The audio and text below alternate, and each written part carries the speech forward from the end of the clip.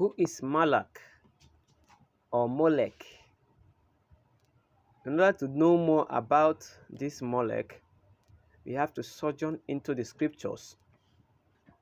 We will take two chapters, one from the Old Testament, the second from the New Testament, from the Apostles. Amos chapter 5 verse 26 and Acts of the Apostles chapter 7 verse 43. Amos 5:26. But ye have burned the tabernacle of your Molech. Your Molech is Nimrod, right? And chimney images the star of your God, which ye have made for yourself. Here Amos was rebuking the children of Israelites for making the image of the golden calf, the image of Molech and his star deity, and worshiping them, and reminded them how the Most High promised to return them back to Egypt if they should worship idols. Okay, here in Acts chapter 7 verse 43. Ye took up the tabernacle of the same Moloch again. We know it is Nimrod, and the star of your god Ramphan, figures which ye made to worship them, and I will carry you away beyond Babylon.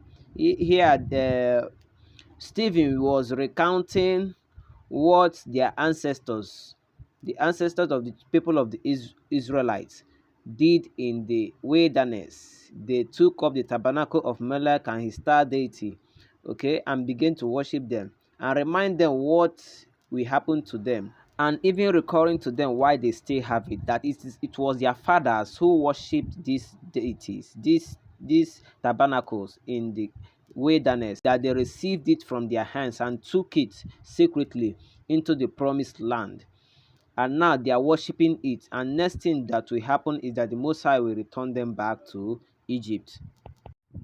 So, and you know, Molech, who is also Nimrod, worshipped a star.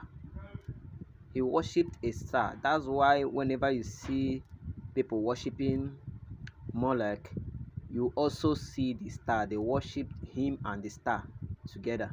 Okay, it is his star. That leads to the question, what is a star? So according to the scriptures, stars are angels. They are sons of the creator. They are sons of the creator. They are sons of Yahuwah. Stars are angels.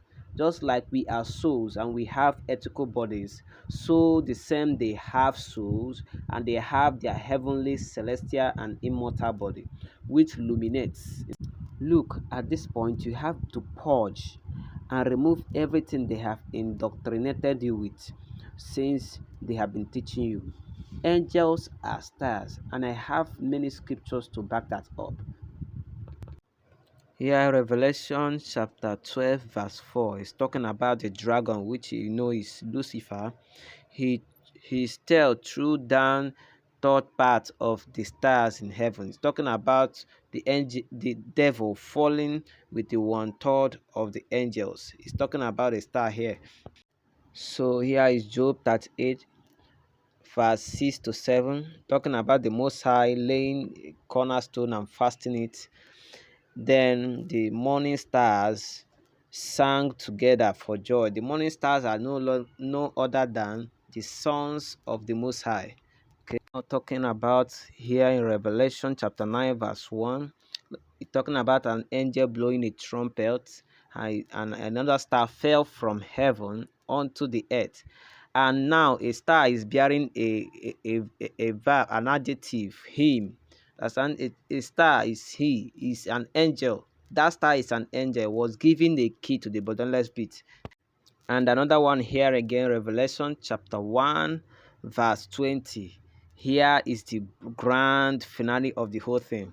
Here now, the Yahushua, the Messiah himself, is telling us the 7 stars we see are the 7 angels. So stars are nothing but angels. Unlike us humans, we have souls with our own ethical bodies, and we were created in the image of the Most High, but they were not. They have souls and their own celestial immortal bodies, and they illuminate. They are not, you can't find them up there with arms and legs, and no, they were not created in the image and likeness of the Most High. The body that they have, that were created in, are the stars you see. That is their celestial body. That's what you see whenever you look up. It's their own bodies. Okay, they illuminate the firmaments. I think that is their primary purpose, to illuminate the sky, the night sky. Okay, so haven't confirmed that stars are actually angels. Then the next question should be, who is the star of Moloch? Who is the angel of Moloch? Okay, that's who we need to know. So the star of Moloch is Saturn. Is Saturn, the bright morning star. You know him, the Leviathan, Lucifer.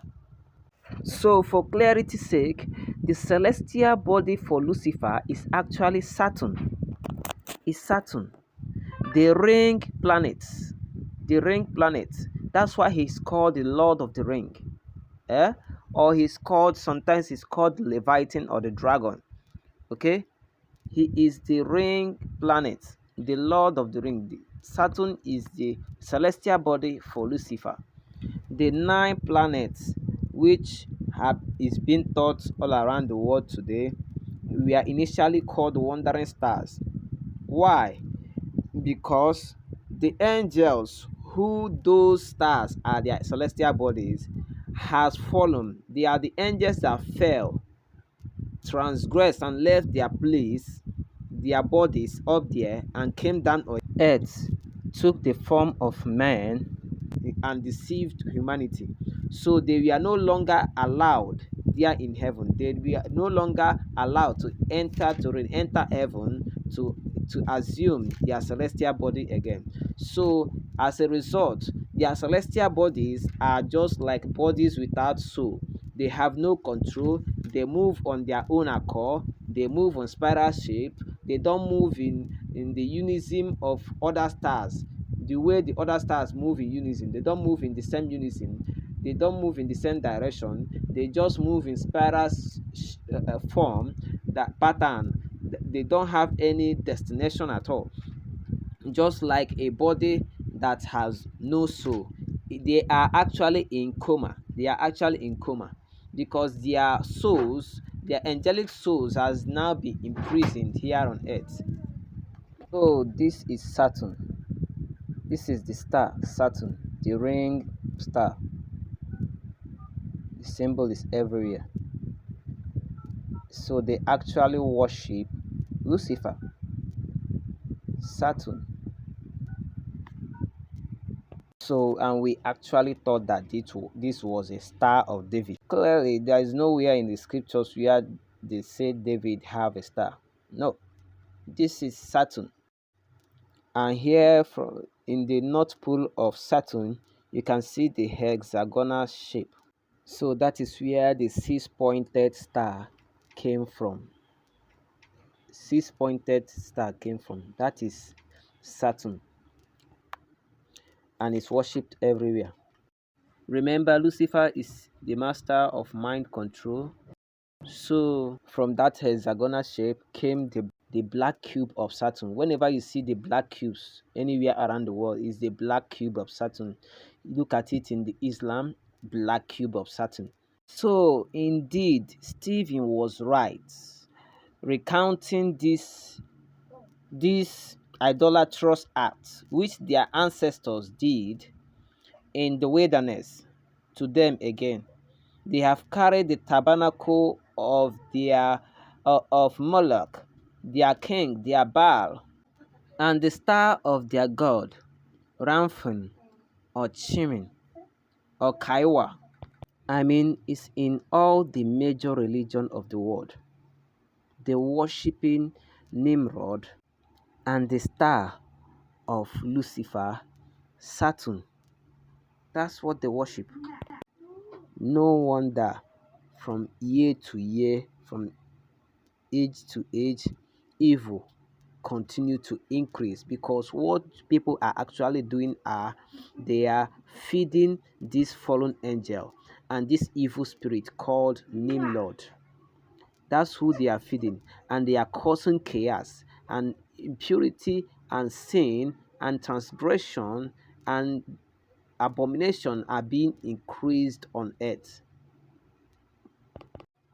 And yet, every day by day, churches increase and people are praying in the name, in a false name, in the name of the beast and her star and his fallen angel, thinking that is the most high they are praying to. Starvation, war, famine, everywhere, killings, and the most high is not even listening to them because what they are actually saying is an abomination. So you better begin to wake up, people. Wake up from your sleep.